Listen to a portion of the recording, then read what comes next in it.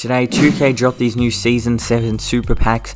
They're the final packs of Season 7. You can see they got every single Dark Matter from this season. Like every single one, all the Invincibles, everything like that. And they got a bunch of Opals in here too, if I'm not mistaken, if we go down to the bottom. Yeah, there is some Opals in here as well.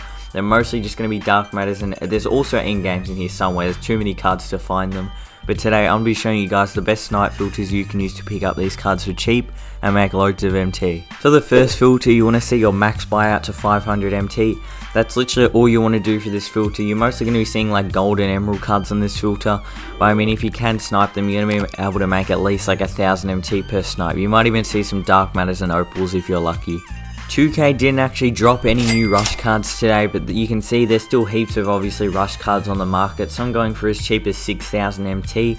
And for this filter, obviously you want to see your color to Dark Matter, theme to rush, and you want to come down here, and I'd set my max bar honestly to like probably like 5, maybe 4,500.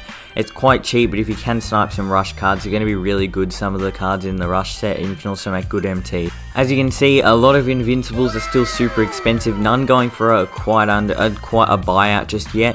But you can see there's some going for really close to 100k, like Jabari Smith Jr. 120k, Jalen Williams 110k.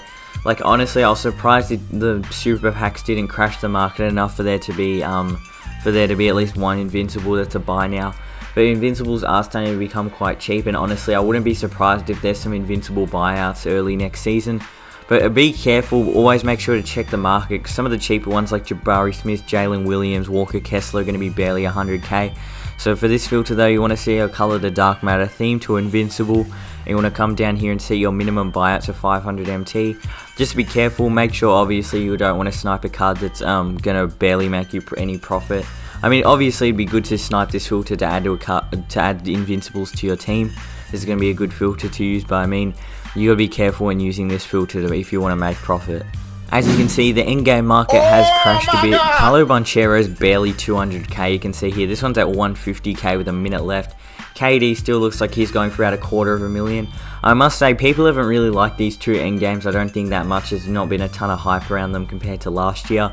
I think we'll be seeing some better endgames next season, but obviously you can still make good MT when sniping endgames at this point. But for this filter, you want to see your color to Dark Matter, theme to endgame, and you want to come down here, same thing as last time, and see your minimum buyout to 500 MT. It's still safe to use this filter, but endgames are still extremely rare, so it's highly unlikely you're even going to snipe one. It's going to be really difficult to get one.